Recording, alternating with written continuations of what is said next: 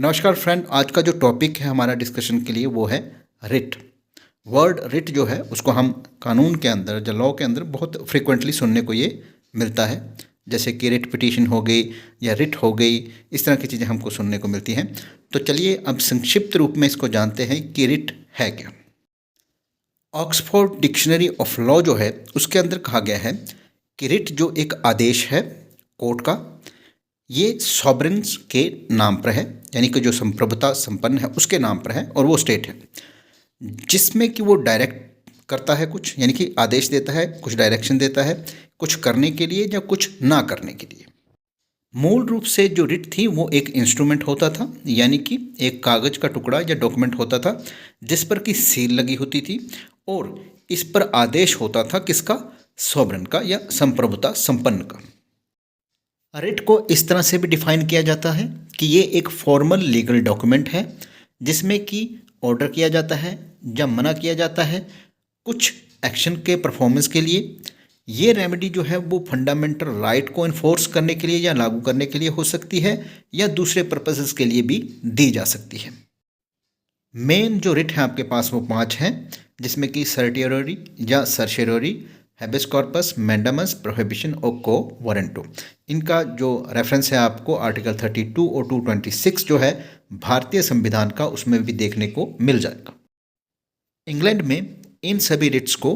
Prerogative Ritz के नाम से भी जाना जाता है, क्योंकि यहाँ पर जो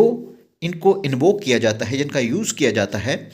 उसमें बड़ी एक्स्ट्रा ऑर्डिनरी पावर का यूज़ किया जाता है। जैसे कि मान लीजिए कि अगर कोई व्यक्ति सरकारी सेवा में है ना, गवर्नमेंट जॉब में है, तो उसको एक ऑर्डर इशू करना रिट के रूप में कि भाई आप बताइए कि आपने इस पोजीशन को ग्रहण किया है या इसको ऑक्यूपाई किया है डेजिग्नेशन को, तो आपने किस कैपेसिटी में किया है और आपका आधार क्या है। अब ये जो बात कहना किसी को, ये कोई जन साधारण या साधारण कानून के रूप में नहीं कहा जा सकती, ये एक विशेष सोर्स से ही कही जा सकती है, या सॉवरेन के द्वारा ही कही जा सकती है, या सॉवरेन के नेम पर ही कही जा सकती है, और इसमें आप उसकी पोजीशन को चैलेंज कर रहे हैं। और इसको ऐसा करने के लिए विशेष परिस्थितियों का होना भी जरूरी है कि आप ऐसा कर क्यों रहे हैं, आप क्यों कह रहे हैं उसको कि भाई वारंट योर अथॉरिटी, आप जिस अथॉरिटी में हैं उसको वारंट करिए, यानी उसकी सत्यापन करिए कि आप ऐसा कैसे आ गए, यहाँ पर क्या आधार है उसका। अगर हम इतिहास के अंदर झांकें और देखें कि ये वर्ड रिट जो है या रिट का कंसेप्ट जो भारत में है ये कहाँ से आया है, तो डेफिनेटली क्योंकि ये वर्ड जो है वो इंग्लिश का है। तो इंग्लिश का है क्योंकि हम जो ब्रिटिश साम्राज्य के अंदर हमने काफ़ी टाइम गुजारा है, तो उनकी पॉलिसीज़, उनके कानून, उनके कंसेप्ट जो थे हम पर थोपे गए या लागू किए गए, और ये भी वहीं से आया है। ध्यान रखिएगा, वर्ड रिट जो है ये वहीं से आया है, और वहाँ जो इसका ओरिजिनेशन माना जाता है वो एंग्लो सैक्सन पीरियड से माना जाता है, जिसमें कि जो राजा था वो यूज़ करता था अपना जो कम्युनिकेशन है, अपना प्लेजर जो है पर्सन्स को या कोर्ट को। शुरुआत में इसमें जो किंग था वो खुद इसमें इन्वॉल्व था, और लेटर ऑन जो कोर्ट थे उनके जरिए रिट जो थी वो इशू की जाती थी। यानी कुल मिला के कहें तो जो रिट का कंसेप्ट है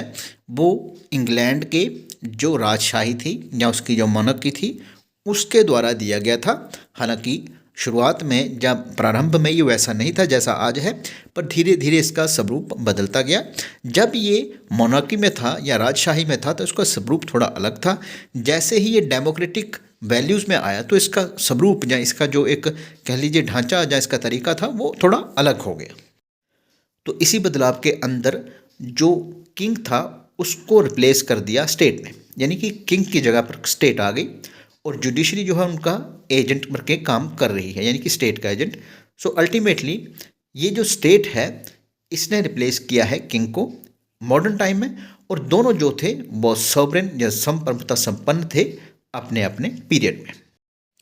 तो जैसे कि मैंने आपको कहा कि भारत के अंदर इस कंसेप्ट को, यानी रिट का जो कंसेप्ट है उसको लेकर आए थे ब्रिटेन के लोग, क्योंकि उन्होंने हम पर शासन किया, हमें अपने अधीन रखा, तो इसलिए उन्होंने अपना सिस्टम जो था हम पर लागू करने की कोशिश की, और उसी का एक जो कंसेप्ट है वो रिट है, जो कि आपको भारतीय संविधान के अनुच्छेद 32 और 226 के अंदर देखने को मिल जाएगा,